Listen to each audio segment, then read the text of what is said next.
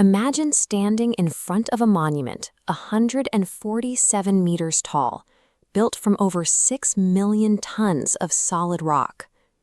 These stones were stacked 4,500 years ago by a civilization that operated without steel cranes, bulldozers, or even wheeled carts. In 1922, archaeologists pried open a sealed 3,000-year-old tomb. Almost immediately, a man tied to the expedition died. The entire city of Cairo lost power at the exact minute of his passing, and over the next few years, 22 people connected to the dig met early graves. Confronted with these events, public imagination looked for patterns. People suggested the pyramids were ancient electricity-generating power plants, and that the modern tomb raiders had awakened a deadly ancient magic known as the Curse of the Pharaohs. We see this pattern constantly. When historical records are missing, we face an information vacuum, and our brains struggle with a vacuum. Instead of accepting that we simply don't have the data yet, we often invent supernatural myths. A magical answer provides a sense of closure where the truth is still unknown. For centuries, the Great Pyramid of Giza lacked architectural blueprints. Without those instructions, pop culture filled the gap with the myth of brutal slave labor, envisioning thousands of starved captives whipped into submission. The archaeological reality reveals a different workforce. The builders were highly skilled laborers living in nearby cities. They were fed better than the average citizen and were supported by farmers who contributed their labor during the agricultural off-season, a highly organized national project. We now understand how they moved multi-ton stones without wheels. This chart shows the relationship between sand moisture and sliding friction. In 2014, physicists confirmed that by adding between 2 and 5% water to the sand directly in front of a sledge, you cut the ground friction nearly in half. That moisture ratio causes the grains of sand to bind together, creating a stiff, smooth track. This allowed teams of workers to glide heavy limestone blocks straight across the desert without the sledges digging into the earth.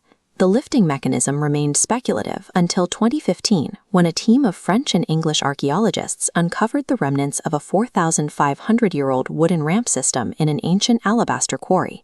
The system used heavy wooden pillars along the sides of a long incline slope.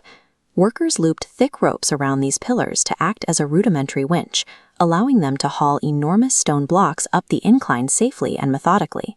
The Giza pyramids stand as evidence of precise physics and massive national cooperation, achieved by mastering the tools of their environment. This tendency to invent stories applies to the rulers of Egypt as well. Look at this famous golden mask. The artifact projects divine strength, but the biological reality is that King Tutankhamun was a sickly teenager, suffering from severe bone disease and malaria.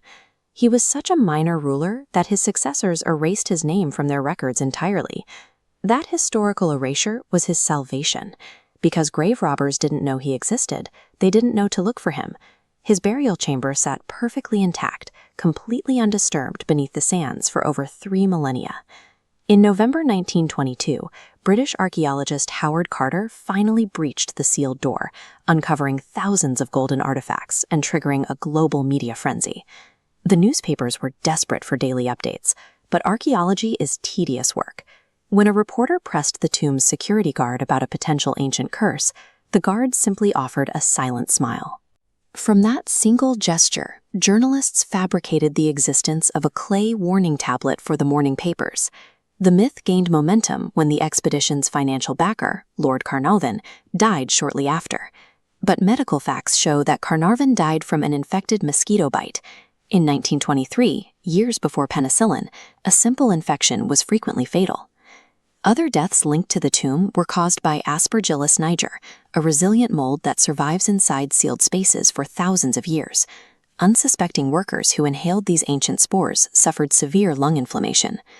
As for the citywide blackout in Cairo at the exact moment of Carnarvon's death, historians note that in the 1920s, the Cairo electrical grid was notoriously unstable.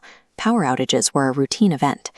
The Curse of the Pharaohs was the byproduct of 1920s Medes mathematician and a lack of understanding regarding ancient respiratory illness. If we need more proof, this graph compares the life expectancy of tomb visitors against the 1920s general public. Tracking the 44 Westerners present at the excavation revealed no anomaly. They lived to a healthy average age of 73. Howard Carter himself, the man who physically hammered open the door and handled the pharaoh's mummy, lived for another 16 years. These theories emerge whenever the historical record fails to provide an immediate answer. We fill the silence of the past with legends, because the reality, the specific chemistry of sand or the evolution of fungal spores, requires a level of investigation that didn't exist a century ago. The ancient Egyptians believed that a person only truly dies when the living finally stop speaking their name. King Tutankhamun's rivals did everything they could to erase him, yet because a 1920s reporter fabricated a magical curse, this forgotten ruler is now the most famous pharaoh on Earth. That story gave him exactly what those massive pyramids were built to achieve: true immortality.